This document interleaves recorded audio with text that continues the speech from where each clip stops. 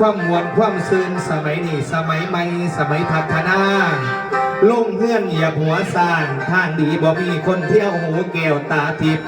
สมัยปิ้นสมัยปอกสมัยหลอกสมัยล่วงหน้ามือเปลี่ยนเป็นหลังมือถือสากปากถือสินหากินซับซ้อนสมัยเด้งสมัยฮอนลี่ซ้อนหาเงินเป็นว่าสมัยเถิดสมัยเพิ่นนุ่งเขินผู้ชายเฮงเด็กกันนุ่งสันเฮ็ดขาขาวเสบื้นเสบือบขึ้นมาแล้วมุสลิมท่านี่มันก็เป็นตะเบิงกว่าเนี่ยโอ้ยเบิงทั้งสายแล้วก็เบิงทั้งหัวทั้งอีเมียเนาะการใช้สันจังจีเขาบอกขึ้นใจบันไดดอกหนึ่งสัญญาเงาจังจีนะอยู่อ่านกินกันคือหมอลำมุสลิมท่านี่ใครนี่เด้จังสันละเมียเพื่อจังบาโลกหมุนเวียนปีเดือนใหญ่คนมีเกิดมีตายหลายรุ่นนับบอกไว้แม่นสิรวยคำฟ้ากระตายได้กระดังตันลาเพื่อนว่าตกมาปี2000คนซากันบุญโลกสิเกิดวิกฤตการเขาวิจารณ์กันมานานว่าสิมีภัยหายละคนสิตายน้องพื้นมีแนวฝืนธรรมชาติสิเกิดอุบาทหายสิเกิดอุบาทหายคำเขาเป็นว่ามาละ2,000 บาทในปีนี้มันเต็มที่ดอกคุณแม่เศรษฐกิจย่ำแย่เมืองไทยบุญได้บุญวายนับมือแห่งโพดหายเงินบาทราคาตกเก็บโอปานนี้เดียวเสียบเพกในเนื้อเกลือกะราคาขึ้นน้ำมันราคาขึ้นของแพงเบอร์สุยางเติมมาบางแรกนี่48 บาทดีเซล49เวลาอีกสตางค์ทั้งหนาเพิ่นก็มีอีกโอ้ยน้ำมันขึ้นความแพงผู้สุยางผู้ที่ใช้แรงงานโรงงานเพิ่นเลิกจ้างคนเลยวางตำแหน่ง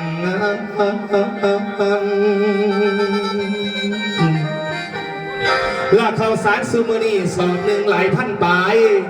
ผู้เงินหลายกับเพื่อทนผู้ทุกจนสิตายแล้วบ่สู่แนวราคาขึ้นของเพลงเป็นตาไดแม่เอ้ย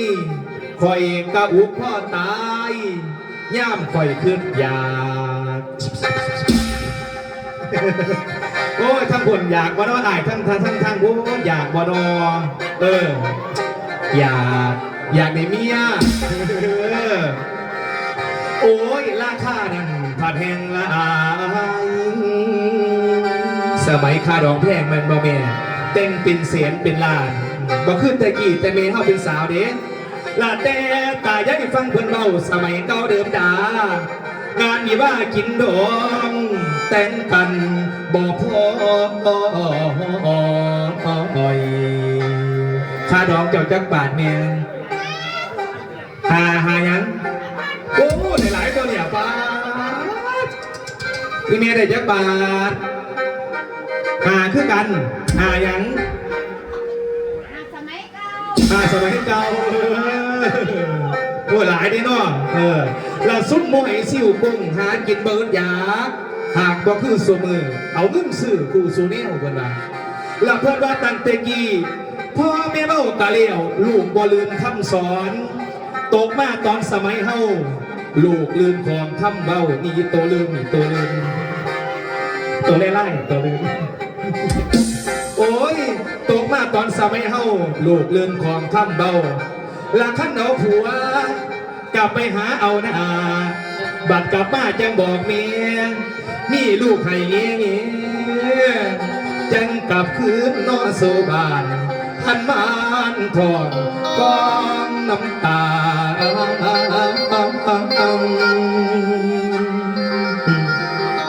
ขอโทษเด้อผู้สาวสมัยใหม่ทางบ้านมาล้ำสุรินทร์ท่าเพื่อนแต่ยิ่งแต่ข่าวโอ้ยผู้สาวสมัยนี้13 ปียังบ่ทัน15ป้าผัวเลี้ยว4 เทือเด็กหน่อยมันเอากันไว้เสมอว่ามาแล้วไฟกระเสือ ผู้สาวทั้งยุคนี้ให้เขาพี่ก่อนแต่งงานแล้วคุณแม่เอ๋ยและแต่โบราณสาวสิบหายังปาของเล่นน้ำทาแม่นบ่แม่ตะกี้ยีเมเฮาเนี่ยเล่นน้ำกันได้ผู้ชายผู้หญิงไปมาหาสู่กันได้เด็กน้อยตะกี้แต่สมือนี่ปล่อยมันใส่กันบ่ได้อย่าไว้วางใจเป็นขาดลูกพวกไหนกันเรื่องกันและแต่โบราณสาวสิบหายังปาของเล่นน้ำทานุ่มทอบักตุ้มตายังข้านคอยเล่นน้ำน้ำเถื่อนหมู่ผู้ชายและบ่สร้างว่าสิป้ายขึ้นขี่โค้งกัน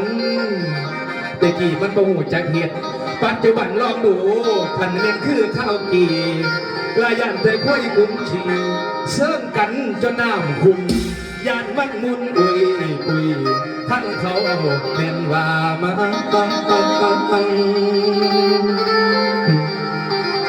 ลายยุคนี้พันมาไว้เป็นยุคไม่ไอเอ็มเงินบ่มีเก็บกันพวกหมู่เฮาชาวบ้านรัฐบาลเขามาเกณฑ์บ่จบเพิ่มกับเปลี่ยนใหม่เศรษฐกิจของไทยมันเลยเป็นจังสี่เฮามีนี่ผู้สุคนและพวกคนจนและมีแต่ชนไปหน้าคนรวยตั้งรวยเติมพวกเขายืมบ่มีเงินสีใสเลยเป็นหนี้อยู่บ่เศร้าดอกกระจนมาเท่าเงินเก่าที่มาราคาของเงินดอนประเทศเอาให้และเงินไทยราคาหน่อยร้อยตัวคือนาคาความพิพาทเท่านี้มีไผแก่จังสิคือและอย่าสมมติตั้งแต่ซื้อบ้านเมืองยังอัตตะครับอย่าใจหลายเด้ออย่าซื้อเรียกหลายเด้อโอ๊ตเอาดีสมือนี่เล่าออกสมือเด้ออย่าซื้อหลายเด้อและอย่าสมมติตั้งแต่ซื้อบ้านเมืองยังอัตตะครับประหยัดเอาเงินตายอย่าใจหลายแทงไว้เพื่อนว่าไทยช่วยไทยกินของไทยเที่ยวเมืองไทยเอาก็เอาผัวไทยอยากได้เด้อฟัง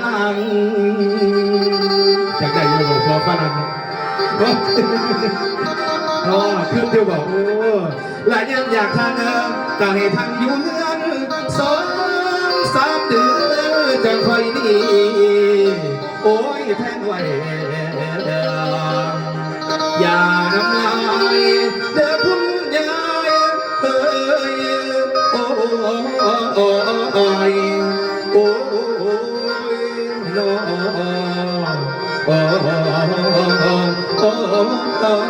ย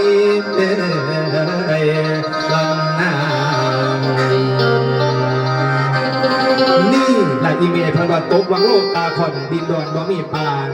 แห่งกับกาบริขาจ้าปรีดอกอยู่ใสตกมันยิ่งใช่สวย13 ปีสิมีลูกหูกและฝ่ายบ่มีเตือนตำท่อเงินบางคอบ่เลือวางเงินห้างการเล่จางสูญเสียเรามากเป็นแดงแตกล่าข้างพักกระเดาล่าบุญโจรมัดเกิดทั่วบ้านหัวด้านเกิดทั่วเมืองตอนนี้ยาวน้ำยุคน้ำสมัยฝากก่อนพี่น้องจะก่อนจะค่อยอวยใส่กองบุญกับภาพเด้อบ้านเนี่ยจะค่อยทรงบุญ